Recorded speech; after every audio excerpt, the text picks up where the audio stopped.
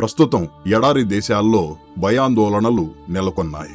ఒకవైపు అమెరికా సైనిక స్థావరాలపై ఇరాన్ దాడులు చేస్తుంటే మరోవైపు ఇరాన్పై అమెరికా విచక్షణారహితంగా దాడులకు దిగుతోంది.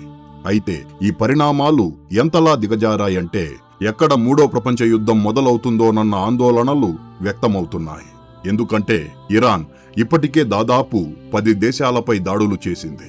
సరిగ్గా ఇదే సమయంలో ప్రపంచ దేశాల దృష్టి భారత్పై పడింది. ఎందుకంటే భారతదేశం నుండి ఎడారి దేశాలకు భారీ స్థాయిలో ఎగుమతులు జరుగుతాయి. అలాగే ఆ దేశాల నుంచి కూడా భారతదేశానికి భారీగా దిగుమతులు వస్తుంటాయి. కానీ తాజాగా రాజుకున్న ఈ యుద్ధం కారణంగా వాణిజ్య నౌకల రాకపోకలను అడ్డుకునే పరిస్థితికి ఇరాన్ వచ్చింది. ఇందులో భాగంగా హార్ముజు జలసంధిని దిగ్బంధించాలని ఆదేశాలు కూడా జారీ అయ్యాయి. ఆశ్చర్యకరమైన విషయం ఏమిటంటే ఏ మార్గాన్నైతే మూసివేయాలని ఆదేశించారో సరిగ్గా అదే మార్గం గుండా భారతదేశానికి అవసరమైన 50% ముడి చమురు వస్తుంది. అంతేకాదు $40 బిలియన్ పైగా ఉన్న భారతదేశ చమురేతర ఎగుమతులు కూడా పూర్తిగా ఈ మార్గంపైనే ఆధారపడి ఉన్నాయి. కానీ ఇప్పుడు ఈ మార్గంలో ప్రయాణించడం అంటే మృత్యువుడికి చేరడమే. ఇలాంటి పరిస్థితుల్లో భారతదేశం ఇప్పుడు ఏం చేస్తుంది? భారత్ ముందు వేరే ప్రత్యామ్నాయాలు ఏమైనా ఉన్నాయా, లేక వేరే దారే లేదా?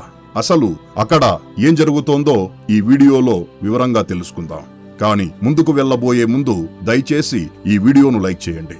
అలాగే మన ఛానల్ను సబ్స్క్రైబ్ చేసుకోండి. ఎందుకంటే ఇది మీకు కేవలం 1 సెకను పనే, కానీ మాకు మాత్రం ఇది ఎంతో పెద్ద సహాయం అవుతుంది.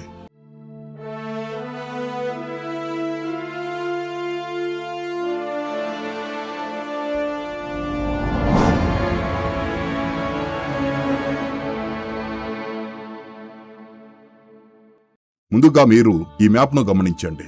ఇది మన భారతదేశం. ఇక్కడి నుండి ఎడారి దేశాలకు వెళ్లే ఏ వాణిజ్య నౌకైనా సరే ఈ ఇరుకైన స్ట్రైట్ ఆఫ్ హార్ముజ్ మార్గం గుండానే వెళ్ళాలి. ఇది ఇరాన్ మరియు ఓమన్ దేశాల మధ్య ఉన్న ఒక ఇరుకైన జలమార్గం. పర్షియన్ సింధు శాఖను గల్ఫ్ ఆఫ్ ఓమన్ మరియు అరేబియా సముద్రంతో ఇది కలుపుతుంది. ముఖ్యమైన విషయం ఏమిటంటే దీనిని ప్రపంచంలోనే అత్యంత కీలకమైన చోక్ పాయింట్ అని పిలుస్తారు. ఎందుకంటే దీని వెడల్పు కేవలం 330 కిలోమీటర్లే అయినప్పటికీ ఆర్థికంగా చూస్తే ఈ జలమార్గం మొత్తం ప్రపంచ ఇంధన సరఫరాకు నాడీ వ్యవస్థ లాంటిది. ప్రపంచవ్యాప్తంగా సముద్ర మార్గం ద్వారా జరిగే మొత్తం చమురు వాణిజ్యంలో సుమారు 20 నుండి 25% కేవలం ఈ మార్గం గుండానే జరుగుతుంది. ఇక్కడి నుండి ప్రతిరోజు సుమారు 20 నుండి 21 మిలియన్ బ్యారెళ్ల ముడి చమురు ఎగుమతి అవుతుంది. Saudi Arabia, Iran, Iraq, Kuwait మరియు యునైటెడ్ అరబ్ ఎమిరేట్స్ వంటి భారీ చమురు ఉత్పత్తి దేశాలన్నీ ఇదే మార్గంపై ఆధారపడి ఉన్నాయి. ఒకవేళ ఇక్కడ వాణిజ్యం నిలిచిపోతే అంతర్జాతీయ మార్కెట్లో చమురు ధరలు రాత్రికి రాత్రే రెట్టింపు అయ్యే ప్రమాదం ఉంది. దీనివల్ల ప్రపంచవ్యాప్తంగా ద్రవ్యోల్బణ సంక్షోభం తలెత్తవచ్చు. ఎందుకంటే ప్రపంచంలో వస్తువులను ఒక ప్రాంతం నుండి మరొక ప్రాంతానికి చేరవేయడానికి రవాణా వ్యవస్థ ఎంతో అవసరం. ప్రస్తుతమున్న కమర్షియల్ రవాణా వ్యవస్థల్లో ఏది ఎలక్ట్రిక్ వాహనాలతో నడవడం లేదు. నేటికి సరుకు రవాణా అంతా డీజిల్, పెట్రోల్తో నడిచే వాహనాలపైనే ఆధారపడి ఉంది. ఇక్కడ గమనించాల్సిన విషయం ఏమిటంటే ఈ ముడి చమురును రిఫైన్ చేయడం ద్వారానే డీజిల్ మరియు పెట్రోల్ తయారవుతాయి. కాబట్టి ముడి చమురు సరఫరాకు అంతరాయం కలిగితే డీజిల్, పెట్రోల్ ధరలు అమాంతం ఆకాశాన్ని తాకుతాయి. ఫలితంగా రవాణా వ్యవస్థపై ఆధారపడిన ప్రతి వస్తువు ధర పెరిగిపోతుంది. అసలు రవాణాపై ఆధారపడని వస్తువంటూ ఈ ప్రపంచంలో ఏదీ లేదు. అయితే ఈ మార్గం ప్రాముఖ్యత కేవలం అంతటికే పరిమితం కాలేదు. ఏ ఇతర దేశంతో పోల్చినా భారతదేశానికి స్ట్రైట్ ఆఫ్ హార్ముజ్ యొక్క ప్రాముఖ్యత చాలా ఎక్కువ. భారత్ తన చమురు అవసరాల్లో సింహభాగాన్ని గల్ఫ్ దేశాల నుండే తీర్చుకుంటోంది. మన మొత్తం ముడి చమురు దిగుమతులలో దాదాపు 50%, అలాగే ఎల్ఎన్జి దిగుమతులలో 54% పైగా ఇదే మార్గం గుండా భారతీయ ఓడరేవులకు చేరుకుంటాయి. ఖతార్ నుండి వచ్చే గ్యాస్, ఇరాక్ మరియు సౌదీ నుండి వచ్చే చమురు నౌకలు ఈ మార్గాన్నే ఉపయోగిస్తాయి. భారతదేశ ఇంధన భద్రత ప్రత్యక్షంగా ఈ మార్గంలో ఉండే శాంతి భద్రతలతో ముడిపడి ఉంది. అందుకే భారత నౌకాదళం ఇక్కడ తరచుగా ఆపరేషన్ సంకల్ప్ వంటి మిషన్లను నిర్వహిస్తుంటుంది. కానీ ఇటీవల ఇరాన్, ఇజ్రాయిల్ మరియు అమెరికా మధ్య యుద్ధం రాజుకున్న తీరు చూస్తుంటే ముందే నడుస్తున్న ఇలాంటి భద్రతా మిషన్ల ప్రాముఖ్యత శూన్యంగా మారిపోయింది. ఇప్పుడు ఈ సముద్ర మార్గాన్ని తాత్కాలికంగా మూసివేయాలని ఆదేశాలు జారీ అయ్యాయి. సరుకుతో నిండిన ఏ నౌకను ఇక్కడి నుంచి వెళ్లనివ్వడం లేదు. ఈ మార్గం గుండా ఏ నౌకను అనుమతించబోమని ఇరాన్ రివల్యూషనరీ గార్డ్స్ హెచ్చరించినట్లు మీరు ఈ నివేదికలో చూడవచ్చు.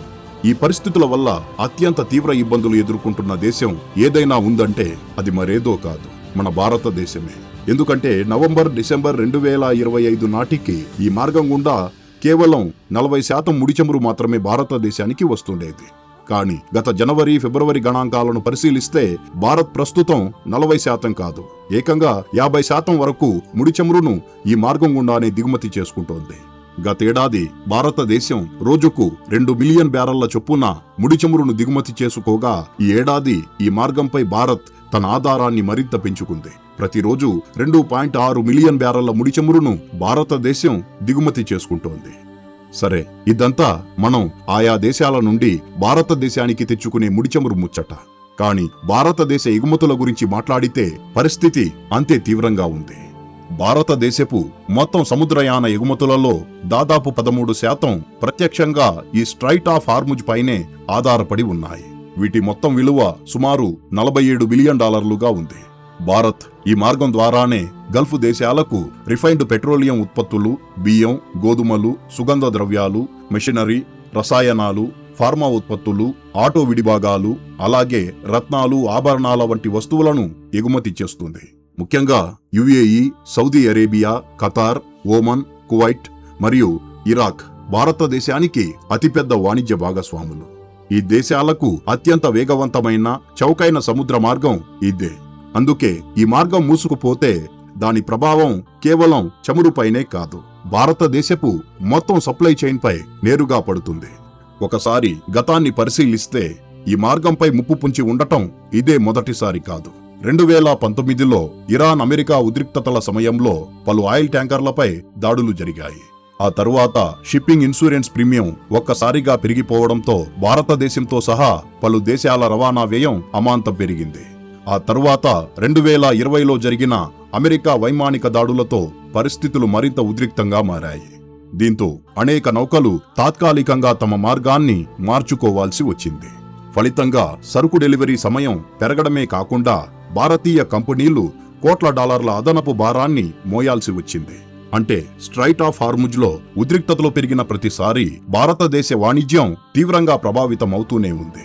అది చమురు ధరల రూపంలో కావచ్చు, లేదా షిప్పింగ్ ఛార్జీలు పెరగడం రూపంలో కావచ్చు. ఇప్పుడున్న ప్రస్తుత పరిస్థితిని చూస్తే మునుపటి కన్నా ప్రమాదం మరింత పెద్దదిగా కనిపిస్తోంది.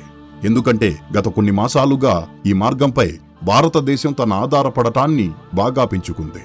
ఒకవేళ ఎక్కువ కాలం పాటు ఈ మార్గాన్ని మూసివేస్తే భారత్ ఆఫ్రికా, రష్యా లేదా అమెరికా లాంటి సుదూర ప్రాంతాల నుంచి ముడి చమురును కొనుగోలు చేయాల్సి వస్తుంది. అలా జరగడమంటే సుదీర్ఘమైన సముద్ర ప్రయాణం, భారీగా పెరిగే ఫ్రైట్ ఛార్జీలు, అంతిమంగా సామాన్యుడి జేబుకు చిల్లు పడేలా పెట్రోల్ మరియు డీజిల్ ధరల పెంపు, అదనంగా భారతదేశపు ఎగుమతిదారులకు కూడా భారీ నష్టం వాటిల్లుతుంది. ఎందుకంటే డెలివరీలు ఆలస్యమైతే అంతర్జాతీయ కాంట్రాక్టులు రద్దయ్యే ప్రమాదముంది. అంతేకాదు విదేశీ కొనుగోలుదారులు ప్రత్యామ్నాయంగా వేరే దేశాల వైపు చూసే అవకాశం ఉంది. కానీ ఇక్కడ అసలు ప్రశ్న ఏమిటంటే భారతదేశం ముందున్న ప్రత్యామ్నాయాలు ఏమిటి? మొదటి మార్గం, భారత్ తన వద్ద ఉన్న స్ట్రాటజిక్ పెట్రోలియం రిజర్వులను ఉపయోగించుకొని కొంతకాలం పాటు దేశీయ సరఫరాను స్థిరంగా ఉంచడం. రెండవది, భారత్ ఇప్పటికే రష్యా, అమెరికాల నుంచి చమురు కొనుగోళ్లను పెంచుతోంది. దానిని మరింత విస్తృతం చేయడం ద్వారా ఏదైనా ఒక్క మార్గంపైనే ఆధారపడటాన్ని తగ్గించుకోవచ్చు. మూడవది, భారతదేశం కోసం ఐఎన్ఎస్టీసీ మరియు ఎర్ర సముద్రానికి సంబంధించిన ప్రత్యామ్నాయ సముద్ర మార్గాలను క్రియాశీలం చేయడం దీర్ఘకాలిక పరిష్కారంగా మారుతుంది. ఇక నాలుగవది, ఈ ప్రాంతంలో భారత నౌకాదళం ఉనికిని పెంచి వాణిజ్య నౌకల భద్రతను నిర్ధారించడం చాలా ముఖ్యం.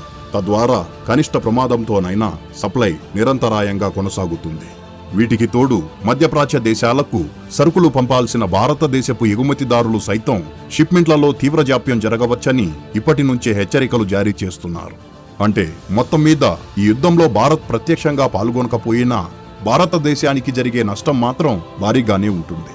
ఫ్రెండ్స్, ఇలాంటి క్లిష్ట పరిస్థితుల్లో భారతదేశం ఎలాంటి చర్యలు తీసుకోవాలని మీరు భావిస్తున్నారు? మీ అభిప్రాయాన్ని దయచేసి కామెంట్ బాక్సులో తెలియజేయండి.